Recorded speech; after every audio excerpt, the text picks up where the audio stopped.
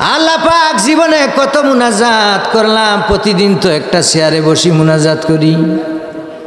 কোন মুনাজাত কবুল হইছে জানি না গো আমার আল্লাহ। আজকের এই মুনাজাত তুমি খালি ফেরত দিও না আল্লাহ। তুমি দেখো না, গভীর রাত, গভীর রাত, একটা মানুষ হাত লড়ায় নাই, কান লড়ায় নাই, ডিস্টার্ব করে নাই, উঠে নাই।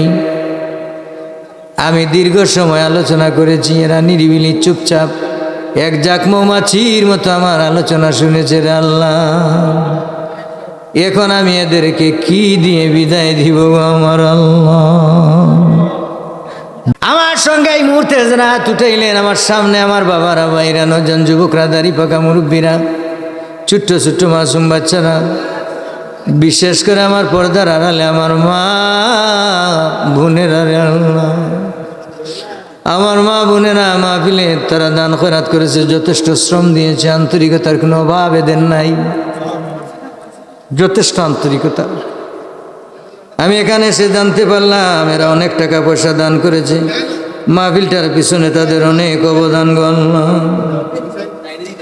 এমন ভালো কাজ যদি মা মহিলারা করতে পারে, আল্লাহ গো এদেরকে তুমি মাফ করে দাও, এদেরকে মাফ করে দাও, তাদেরকে আবেদা সালেহা জায়েদা বানাও।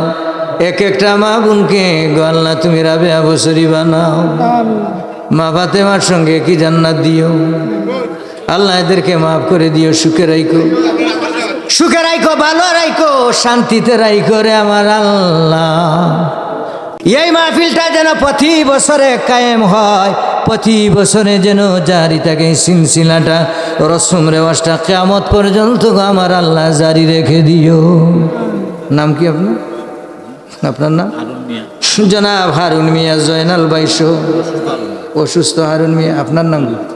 জয়নাল ভাই। আহা, আপনার জয়নাল ভাই মা নাই, বাবা নাই, বড় কষ্ট করেছেন, বারবার যোগাযোগ করেছে। আল্লাহ আমার ভাইকে মাফ করে দাও, ক্ষমা করে দাও আল্লাহ, তার মা বাবাকে মাফ করে দাও, কবরটাকে জান্নাতের বাগান বানিয়ে দাও আল্লাহ।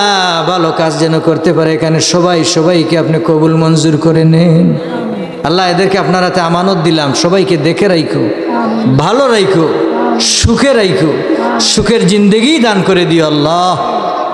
যেদিন আমাদের নামে মৌতের নোটিশ পাঠাইবা আল্লাহ তাআলা, ওই কঠিন মুহূর্তে নবীজিকে সামনে রেখে রেখে নবী পাকের চেহারা মুবারক দেখে দেখে আমাদের সকলার সুন্দর জবানে জারি করে দিও ওই মধুর কালেমা লা ইলাহা ইল্লাল্লাহু মুহাম্মাদুর রাসূলুল্লাহ। আসসালামু আলাইকুম ওয়া রাহমাতুল্লাহ।